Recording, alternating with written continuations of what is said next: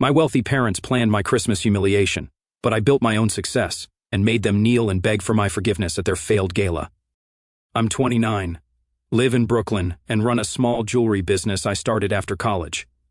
Not the fake kind of business where you make a few Etsy sales and call yourself an entrepreneur. This is legit. I've got 3 boutiques that carry my stuff, regular custom orders, and even a part-time assistant now. It pays the bills and keeps the lights on. My family doesn't see it that way. The first time I figured out how things really worked in my house, I was 14. That spring, I won first place in a regional art contest, a big deal to me. I'd stayed up 3 nights straight finishing that painting, some huge thing of clouds over a highway. The ceremony was on a Wednesday night in the school auditorium. Mom told me Dad couldn't make it because of important meetings, but we'd celebrate after. We didn't. We went out for ice cream, just me, Mom, and my sister Laura. Back home, Dad was in his study with the door closed. I remember standing in the hall holding the certificate, hearing him on the phone talking about my brother Mark getting into some honors math program. No one asked about the art thing. I stuck the ribbon on my bedroom wall myself. It went like that for years. 16th birthday, Mark got car keys. I got a long talk about practical choices. That Christmas, I made everyone wood-burned coasters in shop class. Laura swapped them for gift cards before the relatives showed up so people wouldn't think we were cheap. By college, I'd stopped expecting anything different. So yeah, driving into Greenwich the week before Christmas at 29, I wasn't shocked when the house looked like something from a magazine. White lights on every roofline, wreaths perfect enough for a catalog, driveway already packed with shiny SUVs. My old Subaru looked like it had wandered into the wrong neighborhood. I parked off to the side and grabbed my duffel. The cold bit through my jacket on the short walk up. Mom opened the door before I even knocked, like she'd been watching. "Ben," she said, hugging me quick. Then her eyes went straight to my boots, the jacket, the hair I hadn't bothered to cut since summer. "We have guests tonight. Please wear something proper." She handed me a long garment bag. I nodded, confused. "Thanks. It might need hemming," she said, already turning toward the kitchen. Inside smelled like pine cleaner and whatever the caterers were prepping. Everything gleamed. Marble counters, crystal bowls of ornaments, floors you could eat off. Dad came out from his study long enough to shake my hand and ask how traffic was on I-95, not how I was doing. Then he disappeared again. Upstairs, I found my old room already half filled with boxes. Mom had shoved my stuff into the smallest guest room at the far end. "Using your room for storage this year," she called from the hall when she saw my face. "Bethy's bringing the twins." I dropped my duffel on the bed. The comforter still had a price tag on it. Downstairs, Laura was leaning against the counter, scrolling her phone when I walked in. "Still doing the trinket thing?" she said loud enough for the cousin next to her to hear. "It's jewelry," I said. She smirked. "Right." Mark walked in all suit and confidence and handed his keys to the maid. Then he looked out the window. "Is that your Subaru in the main drive?" "Yeah," I said. He turned to the maid. "Can you move it to the side? Guests will need the front spots." I didn't say anything. Unpacking later, I kept seeing pieces of my old life crammed in with the new decor. My sketchbooks in a plastic bin labeled MISC. My mug from some middle school trip stuck between 2 lamps. The wall where my ribbon used to hang had been painted over like it was never there. Dinner that night was catered like always. Perfect salmon, perfect salads, long table set like a wedding reception. I ended up near Dad, Mark, and 2 guys from the country club. Someone asked what I was doing these days. I started to say a boutique in Brooklyn had sold out my latest pieces. Mark cut in with a story about some client merger he was working on. Big numbers, everyone nodding along. Dad leaned in, interested, asked questions, laughed at the right spots. By the time the story wrapped, the conversation had jumped to golf trips. No one came back to me. I just kept eating. After dessert, Mom brought me the garment bag again. "Try this on tonight," she said. "The tailor needs time." I asked what it was for. "Just something nice to wear," she said, already talking to someone else. The fabric inside looked expensive. Navy, thin stripes, way fancier than anything I owned. Later, I stepped outside, needed air. The lights along the roof buzzed faintly. Inside, laughter moved room to room like warm air I couldn't quite reach. It hit me then how nothing in that house ever changed. Same perfect decorations, same conversations about golf and finance, same feeling like I was visiting someone else's family instead of my own. I shoved my hands in my jacket and stayed out there until I couldn't feel my fingers. The next afternoon, I was upstairs sorting through some old sketches I'd brought along, trying to decide if I should show Dad the new cuff design I'd been working on. It was a clean, modern, simple silver piece with a small inlay. I thought maybe he'd like it if he actually saw what I was making these days instead of imagining craft fair keychains. I went downstairs toward his study. The door was half open. That's when I heard my name. I stopped. Dad's voice. "We need to be firm about this. He's nearly 30. No plan, no structure, drifting." Another voice I didn't recognize. "If you want me to go over the numbers at dinner, I'll need some details. Starting salary for the firm, benefits, projected growth if he joins." I stayed still just outside the doorway. "Mom, we wanted to feel supportive, Stephen, not like an attack. He's sensitive. Laura, he overreacts to everything, always has. Mark, look, I can open with some comparisons. Apartment that small in Brooklyn. He can't be clearing more than 30, 35 tops. That's barely scraping by. I'll show him what entry-level associates make. He'll see the logic. Stephen the advisor, I guessed a side-by-side. Income now versus income if he takes the job." Simple visual. My hands went cold. "Dad, again, we have a slot waiting for him. Marketing department. Safe. Decent pay. Solid future. All he has to do is say yes. Mom, the suit we gave him yesterday should work fine for the interview. Lawrence said he can meet him right after New Year's if we get this sorted. Mark, we do it after the main course when everyone's seated. He won't make a scene in front of the entire family. Laura, he might. You know how dramatic he can be, Dad. Then, if he refuses, fine. But the safety nets end. We can't support this fantasy forever." Support? They hadn't paid a single bill for me since college. "Stephen, should I include lifestyle comparisons, retirement projections?" "Dad, keep it simple. The point is stability, professionalism, not jewelry hobby numbers." Mom lowered her voice. "While dinner's happening, the staff can finish clearing his old bedroom for Bethany. He doesn't need it anymore." A pause. "Laura, he still has those little trophies on the shelf in there. The art things. Cringe." Someone laughed, not loud, just like air escaping. "Mark, I'll handle the charts. He can't argue with numbers. Mom and the whole family will be here. He'll see everyone agrees this is the right path. Dad, we can't have him drifting forever. It reflects badly."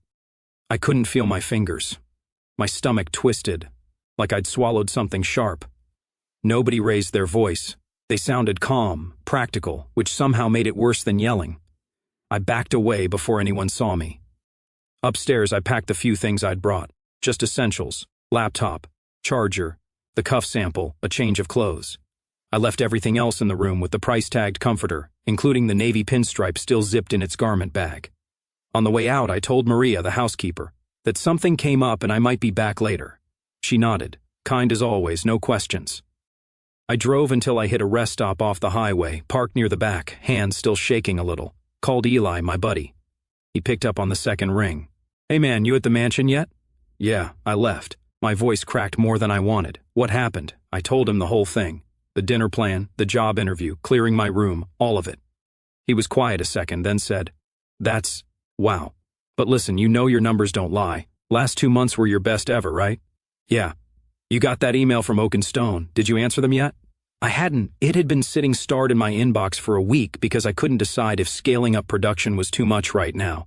Eli said, "Ben, you're running a real business. Not their version of it, but real sales, growth, demand. You've done it without a dime from them." I opened my laptop right there in the car, pulled up my spreadsheet. 5 years of sales, the steady climb. Last quarter already bigger than the one before it, enough to pay rent, materials, part-time help, and still have profit. I stared at the numbers. All real. They'd never asked to see any of it because facts didn't matter unless they fit the story they told about me. Eli said, "Come up to the shop tomorrow. We'll figure out the Oak and Stone thing. Don't let them wreck your head over this." "Yeah," I said. Outside the windshield, cars came and went, brake lights glowing against the wet pavement. My phone buzzed with some family group text about dinner plans. I didn't open it.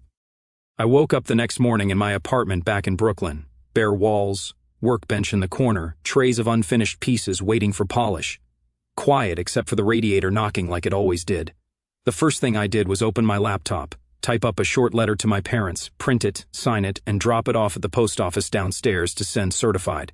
It said I hadn't abandoned any of my things in my old room and would pick them up after the holidays.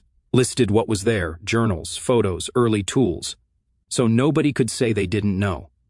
I didn't bother writing anything personal, just the facts. Next, I opened the email from Oak and Stone, the one I'd been sitting on. They wanted a spring catalog order, big one, bigger than any I'd done before. Last week I told myself I needed time to think about scaling production. Now, after what happened, the decision felt easy. I typed out a reply accepting the offer and asked to set up a call about quantities, deadlines, and packaging specs. Hit send before I could overthink it. Then I texted Eli. He wrote back fast, come up to the lodge, 2 hours north, my uncle's place. We'll get the guys. You need a real Christmas, man. He started a group chat with everyone. Tom and Chris from college, Maya the photographer who'd shot my first product line, Matt who built my website. Everybody said yes. Eli, cabin's got 4 bedrooms, wood stove, decent kitchen. Bring whatever, we'll make it work. Tom, I'm bringing board games. Maya, I'll bring the camera. Snow pics for the website maybe. Chris, I got food covered. Real food, not tiny appetizers with names nobody can pronounce. Before packing, I laid out the jewelry pieces I'd made for my family weeks ago. Custom stuff I'd designed carefully. Bracelets with initials, pendants with birthstones, a pair of cufflinks for Dad made from old silver coins I'd sourced off eBay. I boxed them up with handwritten notes for each person. Kept the words short, made this for you. Thought you'd like it. Merry Christmas. No lectures, no explanations. Called a local delivery service that specialized in gift drop-offs. Paid extra to have everything delivered Christmas Eve. Same time I'd normally be arriving at the house. Let them open the boxes while eating their catered dinner. By noon, I'd thrown clothes in a duffel and packed my laptop, chargers, and a few tools I might need if Oak and Stone called while I was gone. The drive north started with traffic, then thinned out once the highway turned rural. Snow dusted the shoulders of the road. Bare trees stood in rows, gray against the sky. Every mile felt like the noise back in Greenwich was getting farther away. About 2 hours later, I turned down a narrow side road and saw the lodge sitting on a rise above a half-frozen creek. Big stone chimney, wood siding dark from weather, roof piled with snow, smoke curling from the chimney already. Eli came out as I pulled up. Place has heat, he said, grabbing my duffel, but the stove works better. Inside smelled like pine and dust, high ceilings, rafters blackened from years of fires, floors scuffed from boots. Kitchen small but had everything we needed, dented pots, mismatched mugs, a fridge humming like it was tired but trying. A pile of split wood sat by the stove. Someone had stacked blankets on the couch. An hour later, the others started arriving. Tom with a box of board games and a bag of bagels. Chris hauling grocery bags filled with pasta, sauce, bread, coffee. Maya carrying her camera bag and a tripod strapped to the side. Everyone dumped stuff on the counter, claimed rooms. Started cooking like it was normal to meet here every December. Eli boiled pasta while Chris chopped vegetables. Maya set her camera on the table to warm up from the cold. Tom tried to get the old radio working for music and gave up, so we used someone's phone speaker instead. Nobody asked about Greenwich. They knew, but nobody pushed. While the food cooked, I checked my phone. 3 missed calls from Mom, 1 text, need final head count for dinner. Reply ASAP no. Are you okay? No, where are you? Just logistics. I set the phone face down on the table. Dinner at the lodge was spaghetti, salad, garlic bread from a bag, paper plates, because nobody wanted to do dishes. Afterward, Eli threw more wood in the stove until the room was too warm and everyone sat around in t-shirts. Chris suggested a trail walk the next day if the snow stayed light. Tom said he'd seen deer tracks behind the lodge last winter. Maya offered to bring the camera for product shots. The whole thing felt easy in a way that didn't need explaining. Before bed, I checked my email one last time. Oak and Stone had replied already. Let's set up a call after the holidays. Excited to feature your work. Congrats again. I read it twice, shut the laptop, and actually believed it this time. The wind picked up outside. The stove cracked as the log settled. My phone buzzed again on the table. Another message from the family. I didn't open it. By evening, the lodge was warm enough that nobody needed coats inside. Tom and Chris were playing cards at the kitchen table. Maya had her camera gear spread out near the window, sorting lenses. Eli sat on the couch messing with the wood stove door, trying to keep the fire from smoking too much. My phone, face down on the counter, started buzzing. I checked the screen. Laura. I stepped into the hallway before answering. Where are you? She said right away. Background noise on her end, voices, plates clinking. People are asking. I'm not coming, I said, a pause, then sharper. What do you mean you're not coming? Everyone's here. Grandma's asking. Mom's freaking out. I'm spending Christmas somewhere else. She made this half-laugh, half-snort sound. Do you even realize how bad this looks? You can't just not show up. People think something happened. Something did happen, I said. But tell whatever story you want. I'm sure you will. Wow, she said, voice flat now, real mature. I've got to go, I said, and hung up before she could keep going. 5 minutes later, the phone buzzed again. Dad. I let it go to voicemail. Then Mom called. I almost didn't answer, but figured dragging this out wouldn't help. Ben. Her voice was tight. We need the final head count. The caterer. I heard everything, I said. She stopped. What? Yesterday in the study. The dinner plan, the job interview hidden in the Christmas gift, clearing my room while everyone watches you fix my life. I heard all of it, silence for a beat. Then you misunderstood. We were trying to help. Help would have been asking me what I wanted, not plotting some public intervention like I'm 12. Her voice softened in that way she used when trying to end arguments. This comes from love, Ben. We want you to have stability, a future. Love doesn't need an audience, I said. It doesn't need charts at the dinner table. It doesn't clear my room while I'm sitting there pretending everything's fine. You're blowing this out of proportion, she said quickly. The whole family is here. Grandma flew in from Florida. People will notice. That's not my problem. She let out a sharp breath. If you refuse to even show up, there will be consequences. I've been paying my own rent since I graduated, I said, cutting her off. My own bills, my own business expenses. If you'd asked about my life instead of planning it, you'd know that. Don't talk to me like I'm the enemy, she snapped. Then stop acting like one. She went quiet again, recalculating. I said, I'm not coming to any Christmas where I'm treated like a problem to fix. I'm done pretending that's normal. You're making a mistake, she said finally. Maybe, I said, but it's mine to make. She tried one more time. Just come tonight. We can talk privately before dinner. No surprises. I shook my head even though she couldn't see it.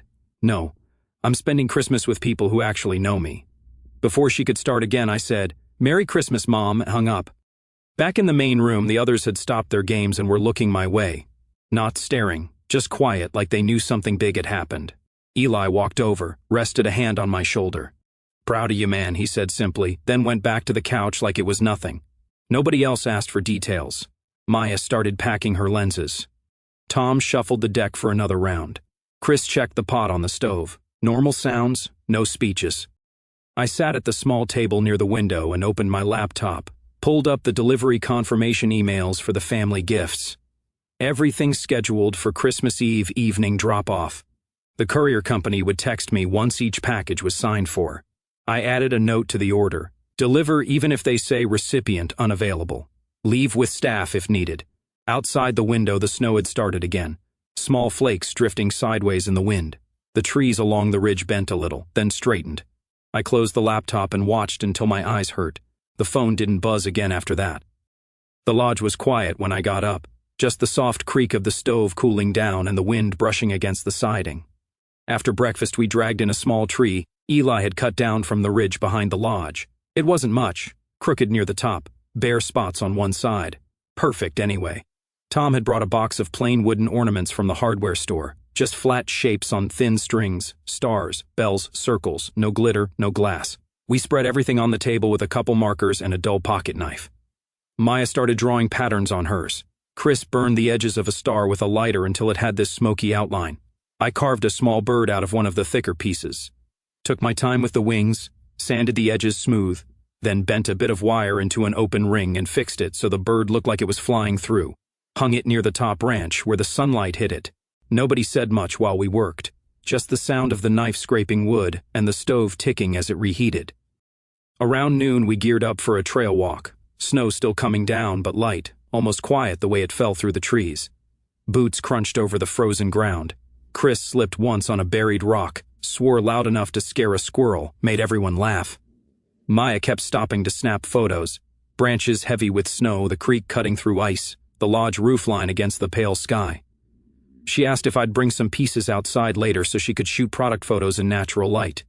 Said winter backgrounds would look great for the website. Yeah, I told her. After lunch, grilled cheese, soup from a can. The delivery company texted confirmation. All packages delivered, signatures collected. I pictured the family opening those boxes around their perfect dining table. The cufflinks for Dad, the pendant for Mom, the bracelets for Lara and the cousins, each one in a small black box with their initials stamped on the lid in silver foil. The notes tucked inside with my careful handwriting. No idea what they'd say about any of it. Didn't really matter. Late afternoon, another email came through. Oak and Stone, we'd like to increase the initial order by 30%. Also want to feature you in the spring promo campaign. Let us know if you can handle the volume. I read it twice before telling the others. Tom whooped loud enough to shake dust off the rafters. Chris banged a spoon against the table like a bell. Maya started listing shot ideas for the promo images. Close-ups, outdoor setups, maybe some process photos in the workshop. Eli just grinned. You'll need more machine time, he said. I can block out weekends at the shop for you. Matt, who'd come up late last night and was sitting by the stove now, nodded. I'll redo the landing page. Make it clean before the promo drops. None of it felt like empty talk. These were the people who'd hauled display racks for me at street fairs, who'd edited product photos at midnight, who'd bought the first pieces when nobody else cared. I opened my laptop right there at the table and wrote back to Oak and Stone. I can meet the volume. We'll send a full production schedule by next week. Please confirm packaging requirements and delivery timelines so we stay aligned. Kept it short, clear. Attached a rough timeline so they knew I was serious. Outside, the snow stopped near sunset. Sky went pale gold over the ridge.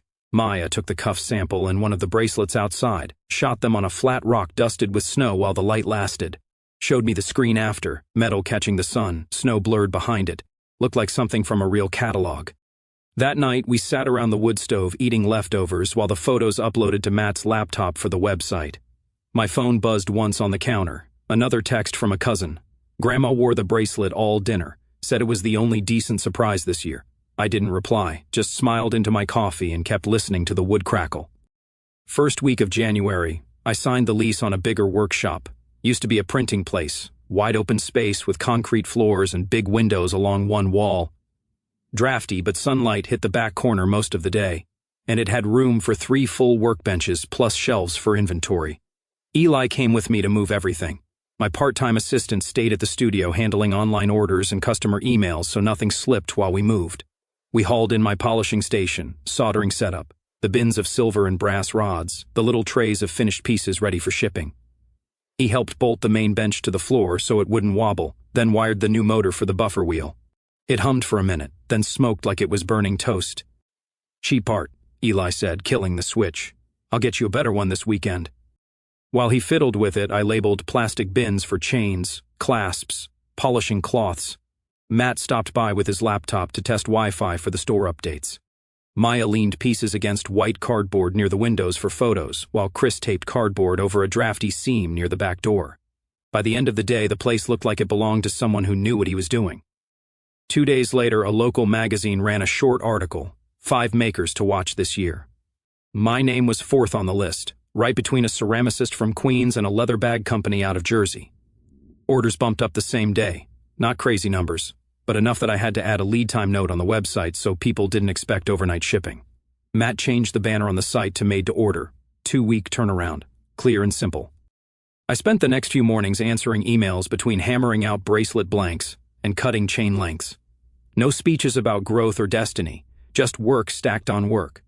Family stuff reached me sideways. A cousin sent a screenshot from Facebook where Mom had commented on some church friend's post. Ben couldn't make Christmas because of a client emergency. We missed him terribly. No mention of job charts or interventions or clearing my room for Bethy's kids.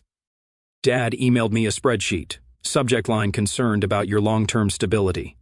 The attachment had tabs labeled overhead projection and market fluctuation. He'd built a whole model showing my likely trajectory ending in failure inside 8 months unless I found traditional employment. I wrote back 3 lines. Appreciate the concern. Business is fine.